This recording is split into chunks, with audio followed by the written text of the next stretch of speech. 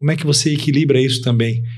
O esporte com as tuas lutas diárias? Eu acho que as coisas têm que andar muito junto. Não adianta eu treinar físico e preciso também treinar a cabeça, desenvolver e evoluir. Vamos falar dos benefícios do kata e do karatê. Quando você pisa no tatame, a família te abraça. A gente aprende muito resiliência no kata. Porque você vai fazer uma vez, 2 vezes, 3 vezes, 4 vezes, você vai olhar, você vai ver que o movimento não tá bom. Vamos fazer de novo. Cheguei no karatê e foi uma surpresa muito legal, assim, porque eu encontrei muito mais do que eu fui buscar. Não tem coisa mais gostosa no mundo do que você entrar no tatame e treinar com teu filho, ter aquele momento você e seus filhos. Faixa preta é uma eterna faixa branca. Meus planos para o futuro na parte de karatê é ensinar as crianças, adolescentes e ajudar quem de repente quiser fazer um campeonato a se desenvolver e atingir o máximo que ele puder.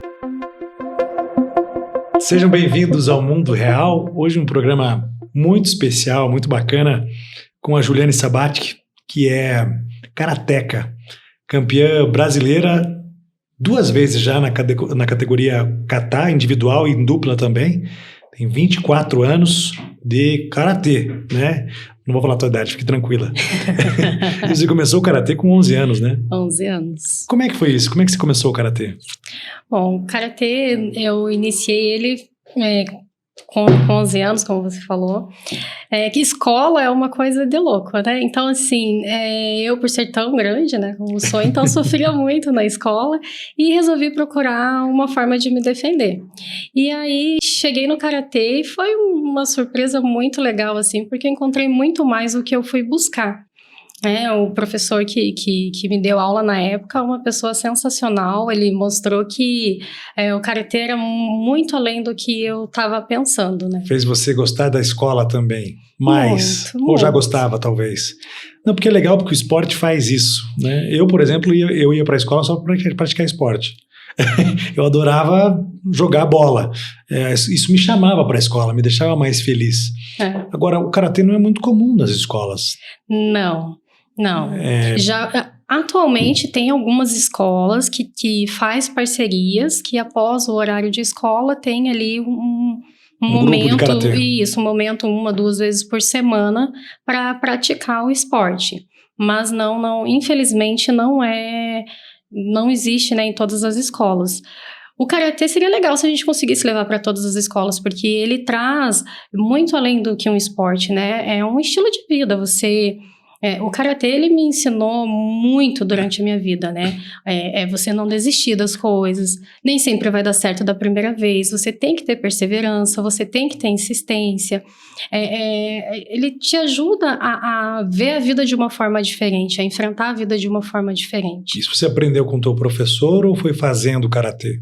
Foi um mestre que te deu essa direção, que te mostrou o caminho, ou você entende que foi você mesmo ao longo dos anos de prática de karatê, e o exercício, o esporte, a disciplina, e de repente você chegou a essas conclusões?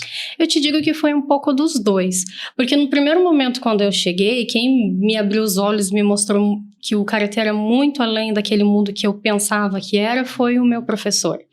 E no decorrer dos anos a gente vai se identificando, vai vivendo situações dentro e fora do tatame que faz a gente perceber que aquilo traz ganhos muito maiores para a nossa vida, sabe? Mas isso é muito bacana porque me traz assim uma experiência interessante sobre a educação. Eu falei aqui sobre o esporte como o esporte me levava para a escola, né? Me motivava a ir para a escola, para jogar, para praticar. Agora, veja a importância de um mestre, de um professor nas nossas vidas, né? E ele, por ser um cara legal, né? Você começou a praticar e de repente virou campeã brasileira. Como é que foi essa evolução? Quando que você sentiu que estava evoluindo, que estava crescendo, que estava ficando boa? Te falaram isso? Você sentia já muito jovem como adolescente? Então, isso é uma coisa até que legal, assim, porque quando eu era mais adolescente, eu treinava bastante, ia todos os dias treinar, sábado passava a tarde inteira na associação treinando, mas nunca pensando, eu vou competir, um dia eu vou ser campeã, nada disso. Até porque, assim, o estilo ele é muito voltado para as pessoas que trabalham, estudam, têm filhos, não é algo assim para alta performance, né? Foi acontecendo na tua vida, no teu dia a dia. Isso. E lá em 2006 foi quando eu participei do meu primeiro campeonato. E foi uma coisa assim, meu professor falou, vamos ver o que dá? Eu falei, vamos. E foi muito legal, foi muito gostoso participar daquele momento. Em 2006 eu não fui campeã, mas o que eu digo assim, quando a gente entra, a gente ganha. A gente ganha muito, muito mais. A medalha, claro, é legal, mas assim, você pisar num tatame para competir, o ganho é muito maior do que só uma medalha. A derrota traz uma vitória também. Sim, você aprende a lidar com vários sentimentos, você luta contigo mesmo. Você se autoconhece, né? É uma coisa muito legal, uma mistura assim de sentimentos que tem que passar para saber. Agora é legal a gente falar um pouquinho sobre o kata, porque ele é muito mais do que o esporte, do que o posicionamento, do que o treinamento, o condicionamento, porque ele exige um trabalho de coreografia, ele exige muita concentração, muito equilíbrio. E o nervosismo, fatores externos, torcida, isso deve ter uma influência muito forte. E isso deve ter te ensinado a ter uma frieza na hora de fazer, de participar da competição, diferente de outras modalidades, né? Porque muitas vezes que o atleta é empurrado pela torcida. No teu caso, é aquilo de fechar os ouvidos, né? E com muito equilíbrio conduzir as coisas com eficiência, com competência. Você leva isso para o teu dia a dia, para a tua vida? Sempre, sempre. É assim, tudo que a gente faz dentro do tatame inevitavelmente reflete para o nosso dia a dia. E o kata, ele é algo assim que eu amo fazer. De tudo que eu aprendi no estilo, o kata é o que eu mais gosto de fazer. É onde eu falo, agora eu vou fazer o que eu gosto. E ele ele ensina muito você se concentrar, você pôr energia e a questão de resiliência, né? A gente aprende muito resiliência no kata. Porque você vai fazer uma vez, 2 vezes, 3 vezes, 4 vezes, você vai olhar, você vai ver que o movimento não tá bom, vamos fazer de novo. E ao mesmo tempo com muita paz e muita tranquilidade, porque o emocional pode afetar também a tua coreografia, né? Sim, sem dúvida. Sem dúvida, o emocional afeta completamente. Se você não está estruturado emocionalmente, você não vai conseguir fazer uma apresentação de kata bonita. Porque são movimentos que precisam fluir, são movimentos que você tem que estar de bem contigo mesmo, porque senão não vai, senão não sai. Então, se preparar para ter controle emocional, para exercer a atividade esportiva, mas ao mesmo tempo aprender com a atividade esportiva e com o kata, com o karatê, para levar isso para a vida pessoal, para o trabalho. Eu vi que você é bancária, trabalha no banco. No teu dia a dia deve ter momentos de estresse. Você mantém esse comportamento e essa conduta, esse jeitinho de conduzir as coisas da mesma forma que você fazia na sua coreografia, nas apresentações, ao lidar com as pessoas? É mais difícil você perder a linha? Eu digo assim, que eu não só no trabalho, sabe? Tudo que a gente aprende no dia a dia, dentro do tatame, a gente traz para a vida, né? E a questão do entender melhor o outro, né? Cada um tem seus limites, cada um tem sua forma de enxergar a vida, cada um tem seu jeito de viver e seu jeito de pensar. Isso a gente aprende muito dentro do tatame. E a gente reflete para a vida. Você tem que respeitar o espaço do outro. Cada um conhece as suas batalhas, as suas lutas e as suas dores, né?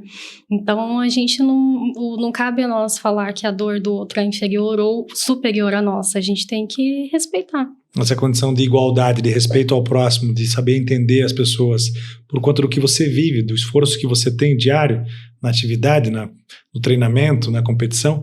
Mas você falou aqui de lutas diárias. Você como mãe, como trabalhadora, você também tem uma luta diária de poder treinar, que é uma condição que você, infelizmente, não tem, porque você tem outras, né? Tem marido, tem família, tem filhos.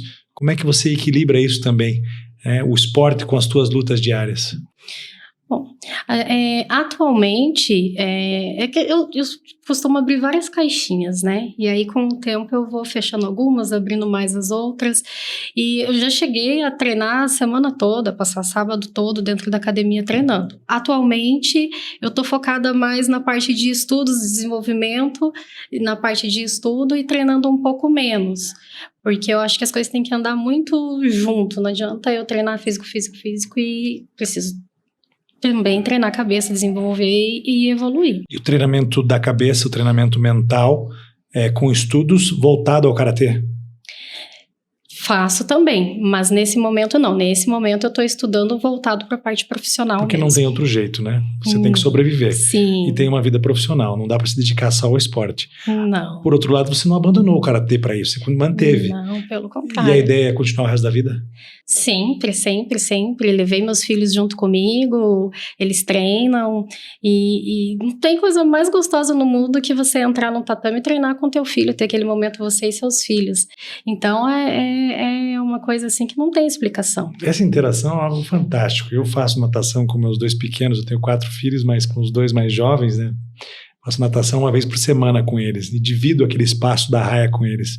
Você, faixa preta de karatê, campeã nacional, dividir o espaço com teus filhos deve ser algo sensacional. É algo assim que não tem explicação. E você vê teu filho ali treinando junto, falando, vamos lá mãe, vamos que eu também quero fazer, vamos que eu também...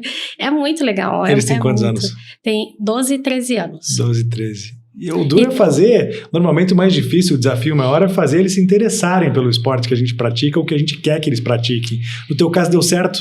Deu certo. E como é que você fez isso? Na verdade, assim, não fui nem eu, sabe? Eu tenho que Talvez agradecer... seja esse o segredo, a fórmula, né? Não forçar demais. Eu tenho muito que agradecer ao meu professor atual, meu sensei atual, o mestre Lauro. Ele é uma pessoa fantástica, sensacional. Eu fiquei por 3 anos sem treinar. E aí, quando eu voltei a treinar, porque o meu antigo professor tinha parado de dar aula, eu dei uma paradinha. E aí, quando eu resolvi voltar a treinar, eu conheci esse professor. E... no dia que eu fui conhecer a academia, eu levei meus filhos junto comigo. Falei, vamos lá, vai que vocês gostem, né? Vamos voltar a treinar junto com a mãe. E quando eu cheguei lá, a pessoa fantástica, sensacional, conversamos muito, treinamos. E aí, ele que envolveu os meninos e trouxe e criou aquela expectativa nos meninos. Eu falei, nossa, que gostoso, era isso que eu queria, né? Eu queria voltar, mas eu não queria voltar sozinha, eu queria que eles estivessem junto comigo. Então, assim, foi um presente muito gostoso ter esse atual professor. Juliane, o que você ensina para os pais e mães que querem envolver os seus filhos no esporte, na atividade física? Porque muitas vezes o desejo dos pais não é o desejo dos filhos, ou fazem de maneira equivocada, aquilo que eu falei aqui. De repente forçam demais uma situação, eles se sentem pressionados e escapam, né? Talvez o envolvimento de um professor, indo aos poucos, esperando o momento deles, talvez. Qual a tua dica que você dá? Então, eu fui professora por um tempo, dei aula de karatê por um tempo, e o mais comum é o pai chegar e falar, vai criança, quieto, presta atenção no que a professora está falando, faz. Eu pegava, deixava as crianças correndo e vinha, pai, vem cá, vamos conversar. Aqui é o momento que a gente não pode impor limite na criança. Não nesse momento.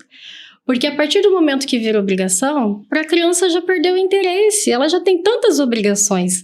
Então deixa ela achar esse momento gostoso, que é o momento que ela vem para interagir, ela vem para brincar, e ao mesmo tempo ela vai estar aprendendo. Calma que daqui a pouco ele vai estar do jeito que você quer. E a mãe falava assim, mas ele não para, ele não tá prestando atenção no que você tá falando. Eu falei, calma mãe, ele tá entendendo o que eu tô falando. Passava 2 semanas, a mãe vinha e falava, eu não acredito que você conseguiu, eu não acredito no que eu tô vendo. E é muito gostoso, é uma coisa gratificante quando você vê a criança interagindo, mudando a forma dela de lidar, porque para uma criança de 4 anos chegar na ponta de um tatame, ela parar, cumprimentar, entrar, chegar e te cumprimentar, e você vê que ela entendeu a importância do que é esse momento, é muito gostoso. Você chegar e falar para a criança assim, o que é o karatê para você? E ela te responder que o karatê ele não é só um esporte, é muito gratificante, uma coisa muito legal. Ou seja, tratar aquele ambiente, tratar o esporte como um momento de descontração mesmo, deixar a criança super à vontade. Essa pressão, a gente vê inclusive as pressões que os pais exercem nas competições, querem lá. Tem pai que quer interferir na decisão do técnico, colocar o filho para jogar, grita, xinga o juiz, né? O envolvimento até meio agressivo, hostil, que eu acho que leva a criança a ficar com medo, a se afastar, porque afinal de contas é uma criança, né? Eu penso muito que desmotiva quando faz isso, porque aí a criança ela acaba colocando é lá a prova, né? Por que meu pai tá precisando fazer isso? Será que eu não tenho capacidade de conseguir isso sozinho? Será que eu não consigo fazer isso sozinho? Então isso eu converso muito com os pais, falo, deixa ele seguir o momento dele. Deixa ele lutar essa batalhinha dele aqui agora. Ele precisa aprender que vai ter momentos que vocês não vão estar juntos, que é ele e é ele. Então deixa ele aprender esse momento, deixa ele viver esse momento. É importante para o desenvolvimento dele, é importante para a vida dele. E quando o pai consegue entender isso, é uma coisa assim que a criança fica muito mais feliz, ela chega e fala assim, eu consegui, eu fiz.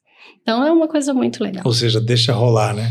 Ou a criança também, além de ser pressionada, entender que o pai está agindo de maneira equivocada e atrapalhando seus esforços ou não confiando na criança. É tipo, meu pai criou mais um ambiente para vir aqui me encher o saco, pô. Então, mais um negócio para vir me pressionar, não é para ser assim. Agora, ao mesmo tempo, eu, por exemplo, percebi que com a minha filha, que começou a fazer a ginástica artística, também um esporte individual, que exige muita concentração, muito treinamento, que o incentivo que a gente deu com as nossas presenças nas competições, os comentários que a gente fazia em casa na mesa de jantar, falando como ela foi bem, como foi legal, também ajudam a motivar a criança. Então, eu acho que o segredo da vida, como tudo, né, é buscar esse equilíbrio realmente, né? Você estar presente, mas ao mesmo tempo não interferir. E acho que o Karatê ensina um pouco disso, sobretudo o modelo, né, a categoria que você pratica, que é o kata, que é aquela pessoa naquele momento se dedicando, se concentrando, dando o seu melhor, sem invadir o tatame do outro, né? Eu diria. Isso, exatamente isso. E na questão que você comentou ali da tua filha, né? Que sempre elogia e tal. Buscar o equilíbrio. E isso é importante, porque a gente precisa elogiar no momento que realmente a gente tem que elogiar. Porque a gente também não pode criar naquela criança ou naquele adolescente uma expectativa que realmente Exatamente. Não é. Uma obrigação, uma expectativa. Meu pai, ou o meu pai está me elogiando porque ele gosta que eu faça, então eu preciso fazer por ele. E esse por ele é um desafio, é algo muito difícil de se administrar, né? Ou aquela coisa, né? Eu tô falando que ele tá bem porque ele é meu filho. Ele precisa saber quando ele não tá bem, quando ele não tá legal, que ele precisa se desenvolver, que ele precisa lutar, que ele precisa buscar, que ele precisa treinar cada vez mais. Que tá bom, mas pode ficar melhor. Então vamos treinar, vamos lutar, vamos buscar.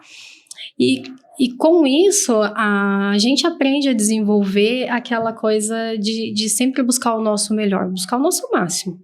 Fazer o máximo que a gente pode. E isso já na infância, a gente despertando na criança é importante. Uma coisa que me chamou a atenção do teu currículo, que eu achei sensacional, que você diz hoje que não tem grandes pretensões de maiores competições para frente, quer participar, é lógico, mas que você é uma faixa preta que aprende com os faixas brancas. Constantemente. Faixa preta é uma eterna faixa branca, Mas né? o que você aprende com eles? Tudo. Desde o primeiro dia de aula que as pessoas pensam assim, eu vou lá para aprender com aquele professor. A gente está aprendendo no momento que a pessoa pisou no tatame.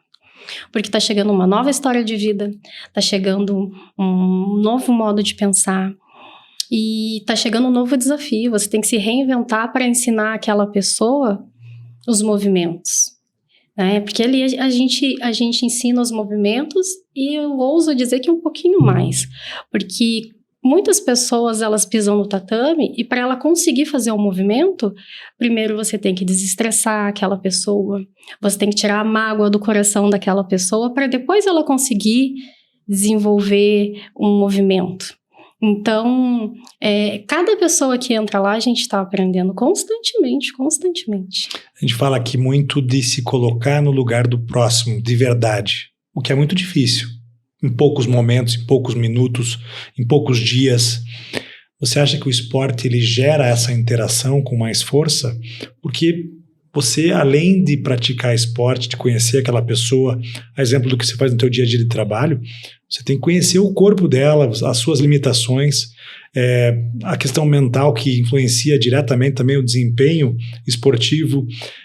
E no momento de relaxamento, as pessoas abrem mais os seus corações, né? Sim. Então, acho que talvez seja um grande instrumento de conhecimento, realmente, de comportamentos, de vidas, até para a gente adquirir experiência e saber como servir melhor o próximo, né? Sim, constantemente. E a gente também estuda muito, né? Para poder atender a essa expectativa. É claro, nem sempre a gente consegue atender talvez da forma que a pessoa espera, mas na grande maioria das vezes sim. Então, a busca do desenvolvimento constante e aquela coisa de respeito, né? Respeitou o espaço do próximo, não tem erro. Você falou aqui dos filhos bastante, mas quero saber também em casa como é que você é com o maridão. O maridão, que está aqui presente aqui, a gente acompanhando, não tem medo de levar uma surra de vez em quando, assim? Nada, tranquilo, né? Ele acompanha muito, ele acompanha sempre nos treinos. Às vezes faz algumas correções, né? Ele luta karatê também? Não, mas ele gosta de opinar. Meu professor falava que ele era aluno mais assíduo do que muito aluno, porque ele, todo treino que eu ia, ele ia junto comigo. Que legal. E às vezes eu fazia algum movimento errado, ele falava assim, não é assim, arruma esse pé, arruma essa mão, puxa isso daqui, faz aquilo ali. Então, era o meu treinador de casa. Que legal, que bacana. E meu parceiro, né? Pra onde eu vou, às vezes eu invento de jogar bola com os meninos, eu gosto de jogar um futebol também. Às vezes eu invento de jogar bola com os meninos, ele é meu parceiro, já foi lá pra Gaspar jogar bola comigo, volta e meia a gente tá viajando pra jogar uma bola. Que legal, você pratica futebol, o que mais que você joga? Eu jogo só futebol e karatê. Futebol e karatê. Diferente, né? Um esporte coletivo, outro individual. E você em casa, você acha que esse teu comportamento como mãe, como mulher, foi influenciado pelo esporte que você praticou ao longo da sua vida inteira? Muito. Em que aspectos? Em tudo. Na questão de formação de caráter, na questão da própria formação dos meus filhos, na questão de como levar a criação deles. Porque tudo que eu aprendi dentro do tatame, fora do tatame, os erros e acertos, eu tento passar para eles. Porque assim, quando a gente fala, tatame, treinou, porque o karatê, ele vai muito além do que o tatame em si, sabe? Ele vai muito além disso. É uma forma de viver mesmo a vida, sabe? É uma forma de você... De enxergar a vida também. Enxergar a vida, é bem isso. E isso influencia completamente na vida dos meus filhos, porque tudo que eu aprendi na parte de respeito ao próximo, na parte de resiliência, na parte de perseverança, eu passo isso para eles. E hoje eles estão vivenciando isso. Eles podem também ter a prática também, entender as lições que receberam dos pais ou da mãe. E você acha que você influencia o teu marido também? Tirar as próprias lições deles, né? Ele foi judoca na infância. Ele foi judoca, foi atleta também. Ele foi atleta na infância. E quais são os planos agora, Juliane, para o futuro? Meus planos para o futuro na parte de karatê é ensinar as crianças, adolescentes e ajudar quem de repente quiser fazer um campeonato a se desenvolver e atingir o máximo que ele puder. Um projeto social. Projeto social tenho, voltado para a parte de karatê, mas esse ainda está um pouquinho engasgado na gaveta. Preciso terminar alguma parte, alguns estudos, algumas partes para poder fazer. Mas você está dando aula numa academia? Dou aula na Academia Fernandes, com o professor Lauro. Um professor sensacional que também tem uma visão gigantesca para a parte do voluntariado. E a gente tem aí algumas coisinhas para tirar da gaveta, sim. Legal. E mundialmente, como é que o kata e o karatê é visto? Existem muitas competições? Precisa crescer ainda? Como é que está isso? Tem competições, sim. Inclusive, vai ter um no Chile no final do ano. E ele... Como que eu posso dizer como ele é visto? Eu vou te dizer a minha percepção, né? Certo. Eu acho lindo. É lindo, Quando a gente vê aí na televisão ou YouTube, que vê aqueles movimentos perfeitos, crianças de 11, 12... Eu sou apaixonada por criança, eu só falei de criança, gente do céu. Crianças de 11, 12 anos fazendo o kata perfeito, que você fala, gente, não tirou nem um dedinho fora do... É lindo de ver, e você vê, aí você consegue sentir a energia da pessoa, o quanto a pessoa está colocando do coração dela naquele movimento. Então, é por isso que eu sou amante do kata. Não que na luta não tenha, né, que colocar o coração, não tenha que ter toda a preparação, não tenha que ter o seu engajamento, né? Tem tudo isso também. Mas o kata é quase que uma dança, né? Eu sou apaixonada pelo kata. Eu sou amante do kata. E se eu, por exemplo, que você está falando, tá me dando vontade de praticar o kata. Bora praticar. A academia aqui bem pertinho. A gente vai lá, tem aula daqui a pouco. E em quanto tempo que a gente aprende? A gente começa... Porque eu vou ficar meio desengonçado no começo, vai ser difícil. Em quanto tempo que você já consegue fazer uma coreografia, por exemplo? Depende. É que assim, depende muito da coordenação motora do atleta. Você aprende a desenvolver a sua coordenação motora. Sim. É que depende de quanto Talvez tempo seja você vai até ter. Pra isso, né? Sim, depende de quanto tempo você vai ter para fazer os seus treinos. Mas eu arrisco a dizer assim que, olha, em um mês você já tá fazendo um kata. Pode não ser da melhor forma possível, mas você já vai estar sabendo os movimentos e sim. Então, assim, é uma coisa que você vai desenvolvendo aos pouquinhos. E quando vê, você já está fazendo. E ele é legal pra ficar bom, 1 ano, 2 anos, 3 anos? Aí depende do que é bom para você. Certo. Né? Porque cada um tem o seu bom. Sim. Mas assim, a bom nível de campeonato, nível de competição... Não, de fazer algumas coreografias. Ela de quanto tempo a coreografia? Uma coreografia de 3 minutos, mais fácil de fazer do que uma coreografia de 10 minutos, não sei se existe isso. Os katas iniciais são bem mais fáceis. Sim. 6 meses, você treinando constantemente, a sequência, você vai conseguir fazer um bonito de um kata, um belo de um kata. Tá, vamos falar dos benefícios do kata e do karatê, porque a gente sabe, a gente falou aqui da questão até mais mental, de vida mesmo, né? Até um pouco espiritual, de disciplina, resiliência. Agora, existem benefícios fisiológicos também, né? A biomecânica, a coordenação motora, queima calórica. Queima caloria fazendo kata? Muito. Sua muito? Nossa, demais, demais.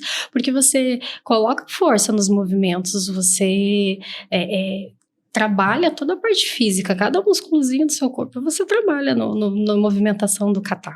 E esse treinamento, ele é individual ou coletivo? Se eu chegar na academia hoje, por exemplo, você vai me colocar numa turma e eu vou fazer junto com essa turma? Junto com essa turma. Mas vai ter gente do meu nível que está começando agora? Todo dia entra pessoas. Todo dia? Todo dia. E não se preocupe que você vai entrar junto com todo mundo, só que você não vai ser abandonada. É família mesmo. Você vai ver, quando você pisa no tatame, a família te abraça. Então, assim, você vai aprender no início como se faz uma base, como você se posiciona, como é a postura de corpo. O primeiro dia você vai sair de lá e falar, nossa, mas, né? Segundo dia você já vai... Terceiro dia você já vai estar aprendendo o movimento. Na primeira semana você já vai estar fazendo os primeiros movimentos. E no decorrer do primeiro mês, eu arrisco dizer que metade do kata você já está fazendo.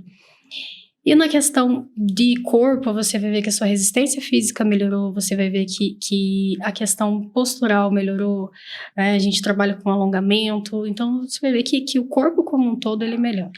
A roupa que se utiliza? Kimono. Kimono mesmo. Mas existem roupas, trajes para as competições ou não? Apresentações? É kimono mesmo, kimono também. Branco. E as faixas, o grau de faixas é igual do judô, igual do karatê.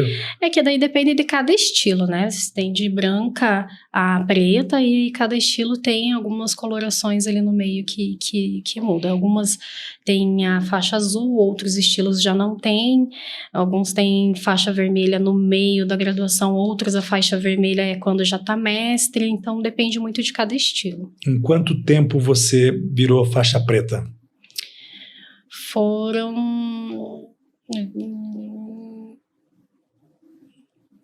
15 anos. 15 anos, é uma vida, né? Uma vida para virar, e só pode ser professora depois que vira faixa preta. Só depois que vira faixa preta e tem que fazer um curso para você poder fazer o seu desenvolvimento para poder dar aula. Em qual país que é mais desenvolvido o kata? Japão. Japão, né? E esses cursos, eles vêm todos credenciados pelas instituições de lá? Não, esse curso que eu fiz, ele é daqui mesmo, é do Brasil, é um curso recente que saiu pra gente aprender como professor, Você, nesse curso, vai aprender a parte de fisiológica, a parte de primeiros socorros, faz tudo no curso. Queria te agradecer, Juliane, a tua participação aqui, até para a gente aprender um pouco mais sobre o karatê, sobre o kata, e até indicar o esporte para algumas pessoas através do nosso canal Mundo Real. Eu quero conhecer a academia. Ela fica onde? Em Curitiba? A Academia Fernandes fica no Capão Raso, na Winston Churchill. E agora o número, me ajudem que eu não sei. Na Winston Churchill, a gente com certeza, a Academia Fernandes. Na frente da Barateira, não tem erro. Não ali tem na erro. frente. Legal. E o teu Instagram qual que é? É @Ju_Sabatic. Isso, O Sabatic. pessoal quer conhecer, eu acho que Sabatic. O pessoal quer conhecer, entra lá, conversa com você, aprende mais sobre as tuas aulas e com certeza uma ótima opção também de esporte. Muito obrigado pela presença. Eu te agradeço o convite. Valeu.